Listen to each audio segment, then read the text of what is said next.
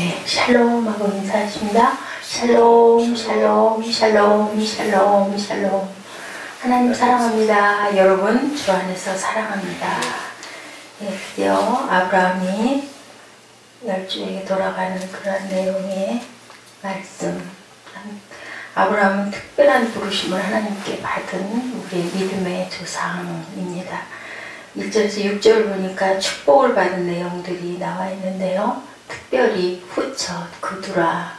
저는 창세기의 이 부분 보면서 마음이 썩 그렇게 상큼하고 기쁘지 않았었어요. 간간히 여기 25장을 보면 아이고 사라가 돌아가고 나서 후처를 두고 아이를 6이나 낳았네, 그런 마음이 들었었는데, 예, 어떤 목사님도 그 말씀을 증거하려고 하면서 그 부분이 아주 그렇게 마음이 자꾸 걸렸다고 그러더라고요. 왜냐하면 우리가 아브라함 하면 믿음의 조상 하다 보면 아주 하나님께 그 영광을 올려드리고 또 아내 사라를 굉장히 사랑했던 그러한 남자의 상으로 딱 있는데, 또 이 후처가 근데 40년이나 그 사라 돌아가고 나서 살았으니 아내가 있어야 맞겠죠. 그래서 자기 아내한테 그런 얘기를 했답니다. 아, 참 여기 이거 참 이래요. 그리고 자기 설교문의 원고를 이렇게 보여주면서 나 이 부분이 이렇게 걸린다라고 고민을, 아마 아내와 굉장히 살금슬이 좋은 목사님이셨던 것 같아요. 그랬더니 아내가 대바라게 그러더랍니다. 아주 간단하게 자기는 밤새 그걸 고민을 하고는 어떻게 이걸 누구하고 상의를 할 수가 없고 해서 마음이 거리껴져서 그 얘기를 힘들게 했는데 한마디로 얘기를 했더라고 합니다. 아니 호레비가 처가 아내가 있어서 하나님이 주셔서 아들 6이나 낳았으면 엄청난 축복인데 뭘 그걸 갖고 고민을 하셔, 이랬다 그래요. 그 얘기를 듣는 순간 한 방 맞은 것 같이 번쩍 정신이 들었다라는 그런 얘기를 제가 보면서 아, 나와 똑같은 생각을 하셨구나. 그런데 그렇죠, 축복을 받은 거죠. 네, 이스마엘하고는 또 좀 다르죠. 이스마엘은 하나님이 기다려라 했는데 아무리 기다려도 소식이 없다 보니까 아무래도 내가 이렇게, 그건 사라가 그렇게 했죠. 자기 그 하녀를 주면서 여기서라도 그 자녀를 봐서 이렇게 대를 이어가야지 않겠소 하고 한 건데, 예, 이 그두라인 경우에는 그게 아니죠. 예, 이삭과 함께 복을 주신 하나님의 그 선물, 그렇게 생각할 수 있어요. 그두라를 통해 얻은 아들들은 하가를 통해서 얻었던 이스마엘과는 조금 종류가 다른 건 맞습니다. 예, 그 아들이 하나님께서 미워하시는 우상이 될 수도 있고 아들이 또한 하나님의 선물이 될 수도 있는 것처럼 우리가 세상에서 살아가면서 하는 많은 일들이 우상이 될 수도 있고 선물이 될 수가 있어요. 그두라가 낳은 아들들이 그랬던 것처럼 이스마엘이 될 수도 있고 또한 그두라의 아들들이 될 수도 있어서 우리가 공부를 열심히, 사업을 열심히, 또 뭔가 내가 하고 싶은 일을 열심히 하는 그 모든 것들이 하나님이 우선이 됐을 때는 하나님의 영광을 위한 하나의 도구가 될 수도 있고, 내가 드러내려고 하는, 내가 먼저이려고 하는 그 일이 먼저이려고 하는 그런 것들이 됐을 때는 그것은 우상이 될 수도 있는 그러한 우리가 세상에서 살아가면서 여러 가지들을 겪고 경험하고 갑니다. 무엇이든지 하나님보다 앞서 나서는 안 되겠죠. 하나님이 먼저이셔야 됩니다. 모든 것들이, 어떤 것도 하나님께서 아담과 하와를 만드신 다음에 그에게 복을 주셨어요. 그리고 너희들 세상에서 어떻게 하고 살아가라고 그랬습니까? 충만하게 땅을 정복하라고 그렇게 했는데, 그렇게 살으라고 했는데 우리는 언뜻 생각을 하면 제 안에도 그런 게 조금 있는 것 같아요. 하나님을 섬기고 하나님께 열중을 하고 하면은 정말 경건해야 되고 거룩해야 되고, 또 금식도 매일같이 금식을 아침마다 드려야 되고, 그 세월을 제가 거의 한 8년 이상 가까이 왔던 것 같습니다. 지금도 그 마음에는 변함이 없어요. 그것은 그냥 하나님께 너무 감사해서 사랑으로 그렇게 드리고 싶은 그 정성, 차 한 잔을 누군가가 왔을 때 아주 반가운 손님이 왔을 때 어때요? 차를 아주 정성껏 아주 닦아서 또 닦아서 같은 차례도 올리고 싶고 뭐 그렇지 않고 일상 안에서는 그냥 그저 한 잔 그죠? 이렇게 그런 저는 마음이었습니다. 그런데 맞습니다. 매일 금식만 하고 검은 치마 저고리를 입고 그리고 아주 거룩하게 매일 누룩 없는 딱딱한 빵을 먹는다든지 옛날에 보면 그렇게들 했었죠. 굉장히 돌을 닦듯이 경건의 모습을 보이려고 하는 그런 TV도 보지도 않고 부부가 사랑하는 어떤 그런 육체적인 사랑도 사실은 그건 그렇게 해서는 안 돼 이런 마음을 갖고 아이만 낳는 어떤 하나의 수단으로 그렇게 여기는 그런 삶을 하나님은 기뻐하시지 않으실 거예요. 그런 것처럼 하나님께서는 아브라함에게 복의 복을 더하셔서 그두라를 주신 거죠. 예. 그래서 보면은 경건을 위해서 절제하는 삶을 우리가 살아야 되기도 하지만 우리의 삶이 하나님께서는 땅에 충만하라 라고 말씀하셨다면 행복한 삶을 사는 것을 우리가 행복한 거 잘 사는 거와 풍성하게 사는 거와 또 방탕한 삶을 사는 것은 다를 겁니다. 우리가 진리 안에서 샬롬의 복을 주시려고 주님께서 와서 보여주고 가셨어요. 그죠? 그리고 너희가 진리 안에서 참 자유해라. 그것은 율법을 폐하는 것이 아니라 율법의 완성이다 라고 말씀하셨습니다. 요한복음 2장에 예수께서 이 땅에 오셔서 처음에 행하신 그러한 미라클 사인이라고 그러죠. 표적, 이적, 기적인데 표적은 특히나 어떤 거예요? 하나님의 그 깊은 뜻을 드러내는 뒤에 숨어있는 하나님의 의도가 있는 미라클 사인이 가장 처음 있었던 게 뭡니까? 물이 포도주로 변해지는 그 사건. 어떻게 여기십니까? 물이 포도주로 변하는 그 사건은 맥막 같은 그러한 물이 달고 맛있고 기쁘고 즐거운 이 잔치자리에 아주 가장 중요한 그러한 포도주의 사건을 봐도 우리에게 하나님께서는 주님께서는 오셔서 가장 먼저 기쁨을 원하시고 축복을 원하신 그런 사건으로 보이죠. 예수께서 우리들이 맛이 나게 살게 하기 위하여 오셨다라는 거죠. 요한복음 10장 10절에 보니까 내가 온 것은 양으로 생명을 어떻게 얻으라고 풍성하게 얻어라. 그렇게 주신 거예요. 이렇게 봤을 때 물질에 빠져 하나님을 멀리한다면 그 물질은 뭐가 될까요? 이스마엘이 되는 거겠죠. 그게 아니고 그 물질이 도구가 돼서 그 물질로 하나님의 영광을 돌리는 귀한 일을 많이 할 수 있다면 그것은 하나님이 우리에게 주시는 축복의 도구가 됩니다. 아브라함은 하나님께 큰 복을 받은 사람이었죠. 후처를 주시고 아들들을 6이나 더 낳게 해주시고 그 늦은 나이에 그죠? 그리고 평생을 독신으로 사는 그런 또 사람들은 또 그 나름대로의 축복이 있겠지만 엄청난 축복을 받았어요. 봤더니 40년을 더 살아서 나이를 쭉 따져봤습니다. 아들 이삭이 60살에 낳은 손자 에서와 야곱이 15살이 될 때까지 아브라함은 살았으니 얼마나 복을 받고 잘 누리고 장수를 하고 그렇게 돌아갔어요. 그죠? 축복받고 축복을 누린 삶을 7절에서 10절은 얘기하고 있습니다. 자, 축복을 받았고 1절에서 6절까지는 그 다음에 축복을 누렸는데요. 8절에 보니까 아브라함은 수가 높고 나이가 많아서 죽었다. 목숨 숫자를 썼을 거예요. 한문으로 보면 목숨 숫자에는 축복의 의미를 갖고 있죠. 그래서 보면은 우리나라는 참 복과 수를 굉장히 좋아해서 수저에도 베개에도 또 그 안악들의 옷에도 아주 그 숫자들을 많이 금박을 들여서 놓는 부분들이 있어요. 영어로 봤더니 수가 높다라는 것이 굿하고 나와 있어요. 원어로는 타보라고 얘기를 하고 있습니다. 아주 좋은, 그리고 나이가 많아서 죽었다라는 것도 사베아라고 하는데 full of years라고 영어 성경에 같이 번역이 돼서 나와 있습니다.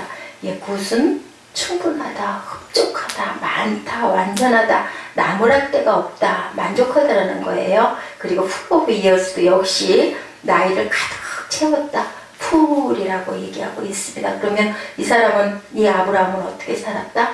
알차고 보람있게 아주 복된 삶을 살다간 그러한, 우리가 믿음의 조상이라고 부르기에 합당한 그러한 삶을 살고 간 아브라함입니다. 요즘 세대를 나누는 용어가 생겨서 재미있었어요. 혹시 들어보셨나요? 요즘 세대는 영어로 BC와 AC로 나눈다. 들어보셨어요? 네. 뭐예요? Before computer, 또 After computer라고 그렇게 얘기를 한다고 그래요. 컴퓨터 세대와 맞습니다. 컴퓨터 이후의 세대, 70년도 그것을 기준으로 해서 컴퓨터 이전과 이후로 나뉘어져서 제가 기억이 나요. 그 직장마다, 학교도 마찬가지고, 연세가 드신 분들이 컴퓨터 배우느라 굉장히 애쓰고, 그 옛날에 엑셀을 배우러 아주 열심히, 공무원들도 마찬가지고, 컴퓨터를 모르면 아무것도 할 수가 없는 그런 아주 그 전환의 시대가 있었습니다. 그런데 또한 CCC 김중곤 목사님은 그렇게 말씀하시네요. BC와 AD가 분명해야 한다. 사람은 그렇겠죠. 예, 예수님이 오시기 전과 오신 후가 우리의 삶이 분명히 달라야 된다. 성령을 충만히 받았을 때와 충만히 받지 않았을 때, 성령 충만이 없었을 때와 받았을 때의 삶이 우리는 달라야 되는데, 그렇게 어땠어요? 제자들이 그 사도행전 2장에 그 사건이 일어나고 나서 충만히 받고 나니까 어떻게 되던가요? 대담해지고 담대해지고 능력과 충만과 권능을 받아서 막 그 자리에 있지 않고 막 예배하고 서로 나누고, 그러다 나중에는 각자 선교지로 막 뛰쳐나갔죠. 절대로 가만히 있지 않았죠. 예. 베드로 같은 사람은 그냥 뭐 역사가 일어나서 많은 숫자의 사람들이 몇천 명씩 회심을 하는 그런 사건이 일어나는 것처럼 우리도 달라져야 할 텐데, 그런 얘기도 있어요. 일요일은 주일이고요, 평일은 죄 짓는 날들이라 죄일이다 라는 그런 아주 유머스러운 얘기도 올라와 있었습니다. 사도 바울은 예수 그리스도를 영접하고 난 후에 이전에 좋다고 생각했던 모든 것들이 뭐와 같다고 그랬어요? 배설물과 같다. 분토와 같이 나는 다 버렸다. 그리스도를 아는 지식이 너무 고상하기 때문이다 라고 이렇게 얘기를 할 만큼 변화가 되어야 되는데, 과연 우리는 어떤가요? 주종과 주가 완전히 대표하던 그러한 삶을 우리는 과연 살고 있는지. 예, 새천년, 뉴 밀레니엄이라고 하죠. 과거를 BC에 묻어버리고 그리스도 안에서 새로운 피조물로 우리가 거듭난 삶을, 이제 또 소년이 다가오고 있습니다. 새해에는, 그죠? 새천년에는 다시 우리가, 하늘나라에서는 우리가 천년이 거기서는 1년과 같다라고 얘기를 하는데, 어찌됐든 우리는 새천년을 또 열심히 잘 살아가야 되겠죠. 2013년보다 더 귀하게 우리의 그 삶이, 1년의 삶이, 내일의 삶이 어쩔지 전혀 모르지만 우리는 어떻게 해요? 우리 자리에서 최선을 다해서, 본문 7절에 아브라함의 향년이 175세라. 예, 성경에 나타나 있는 아브라함의 이야기는 하나님께 부르심을 받은 75세 이후의 생애만 기록되어 있고, 예수님도 보면 공생의 전에 30세 이전의 생은 그저 거의, 그저 예루살렘 성전에 올라간 정도, 부모에게 효를 다했다는 그 정도만, 키가 자라듯이 지혜도 자랐다, 그 정도만 나타나 있습니다. 바울 같은 경우도 그랬고요. 항상 우리가 그 광야의 생활을 겪고 나서 성령을 충만하게 받고 하나님의 영이 임했을 때, 그랬을 때 하나님의 영광이 드러나죠. 그 삶의 양이 아무리 많아도 아무 의무가 없는 거예요. 하나님께 우리가 보여지고, 제가 여기 있습니다. 그 이후의 삶만 이렇게 기록이 되어 있습니다. 아브라함도 불교의 스녀들에게도 소위 범납이라는 것이 있다고 합니다. 그 스님이 된 이후의 나이를 말한대요. 그래서 신참, 구참 그래가지고 나이가 상관없이, 근데 우리도 기독교도 그 뭐 선후배 있고 나이가 있어도 나이가 꼭 크게 작용하진 않죠. 예의로 연세를 대접해 주기는 하지만 불교도 그렇다고 합니다. 출가했을 때, 출가 이전의 생애는 아무 가치가 없다라고 그쪽에서도 그런 얘기를 한다고 그래요. 우리가 예수 믿은 지가 몇십 년이 됐는데, 몇 년이 됐는데, 그래서 뭐라고 합니까? 예, 나중난 자가 먼저 된다라는 말이 있기도 하구나라는 생각을 제가 해봅니다. 세상 사람들이 살아가는 그런 모습을 오히려 더 좋아하고 있는 건 아닌지, 거기에 우리가 물들어가고 있는 것은 아닌지, 세상과 함께 살아가야 되기는 하지만 거기에 우리가 먹히면 안 되는데, 주변에는 보면은 그런 일들이 참 너무 많아서 마음이 아프죠. 그래서 이런 말씀이 있네요. 베드로후서 2장 22절 말씀입니다. 개가 그 토하였던 것에 돌아가고 돼지가 씻었다가 더러운 구덩이에 도로 누웠다. 저는 이 말씀 보면서 굉장히 마음이 좀 섬뜩하고 무서웠습니다. 이 말씀이 토하였던 것에 도로 돌아가고 돼지가 씻었다가 더러운 구덩이에 도로입니다. 아무 소용이 없죠. 예, 아무리 아름다운 음악에 악보가 있어도 그 악보를 아름답게 연주했을 때 그 음악으로 인하여 많은 사람들에게 영혼을 울리는 감동을 주는 것처럼, 그죠? 우리가 말씀을 안다고 해도 말씀대로 실천하고 변화되지 않아서는 아무 소용이 없는 것. 야고보 사도가 얘기했죠. 행함이 없는 그 믿음은 믿음이 아니다라고 얘기했습니다. 그런데도 참 우리는 연약해서 그게 어렵고, 항상 우리는 성령 충만을 구해야 되겠죠. 그렇게 해서 우리가 변화를 받아서 이제는 새 사람이 되어야 되고, 새로운 마음으로, 어저께까지 또 내가 많은 잘못을 했으면 그것을 깨끗이 비우고 회개하고 다시 또 하나님을 바라보는, 우리가 그래서 매일매일 죽노라, 바울 사도가 그렇게 고백을 했습니다. 히브리서 11장 8절에 보니 믿음으로 아브라함은 부르심을 받았을 때 순종하여 장래의 유업으로 받을 땅에 나아갈새 갈 바를 알지 못하고 나아갔다라고 얘기했어요. 아브라함은 어떤 사람이었을까요? 예, 한마디로 그 사람의 인생은 두 가지로 요약이 되는데요. 예, 신약성경이 이렇게 갈 바를 알지 못하고 나는 갔다. 하나님께서 주신 복을 족하게 누렸죠. 예, 이렇게 하나님이 주신 복을 받고 누리고 그 다음에 어떻게 해요? 계승해서 6절 5절 보니 어떻게 했어요? 그 다음에 이삭에게 축복을 하고 돌아가는 그런 부분, 야곱도 그랬죠. 아브라함은 정말 그런 부분에서는 대단한 믿음을 가졌던 사람. 하나님의 나라가 완성되는 것을 근데 보지 못하고 죽었어요. 어떻게 하고요? 믿고 갔어요. 그죠? 요셉도 그랬죠. 믿고 갔죠. 이렇게 믿음이 크면 갈 때도 확실하게 기쁨으로 어떤 속에서 샬롬 속에서 갈 수 있는 거죠. 이루어진 게 없지만 믿음으로, 보지는 못했지만, 또 누구도 그랬어요. 모세도 결국은 가나안 땅에 못 들어갔지만 믿음의 눈으로 평강의 그러한 그 죽음을 맞이하는 것을 우리가 봅니다. 하나는 어떤 형편과 처지에 있다 하더라도 아브라함처럼 삶 중심이 하나님을 모시고 하나님의 뜻에 순종하는 삶을 살면 만족할 수 있는 성공적인 삶을 살 수 있다. 아브라함을 보면서 우리가 느끼는 교훈입니다. 순종하는 삶을 살면. 또 하나는 그것이 아무리 대단한 것 같다 하더라도 하나님의 나라 건설에는 작은 부분에 불과하다. 그렇죠? 우리가 뭘 할 수 있겠습니까? 하나님이 그저 우리에게 시키신 부분을 내가 하려 하지 않고 하나님이 시키시는 대로 열심히 무엇만 하면 순종만 하면 되는 겁니다. 연주를 할 때도 연주자가, 지휘자가 움직이는 대로 가야지, 내가 많이 하고 싶다고 크게 소리를 내거나 아니면은 지휘자를 바라보지 않고 때를 놓쳐버리면 그 지휘가, 그 음악이 엉망이 되는 거죠. 큰 소리를 내는 악기도 있고 작은 소리를 내는 악기도 있고 계속해서 소리를 내는 악기도 있고 가끔 한 번씩 두들겨줘야 되는 악기도 있지만 그 모든 것들이 아름답게 조화를 이뤘을 때 아름다운 연주가 되는 거겠죠. 그래서 항상 로마서 12장 3절에 마땅히 생각할 그 이상의 생각을 품지 말고 오직 하나님께서 각 사람에게 나눠주신 무엇대로 믿음의 분량대로 다 달라요. 그죠? 다르지만 있어야 되고 중요하고 꼭 필요하고, 그죠? 그렇게 자기 자리에서 나는 이 소리를 내는데 너는 도대체 그게 뭐야? 빽빽거리고만 있냐? 이렇게 아름 소리를 내야지. 그거는 아닌 거죠. 다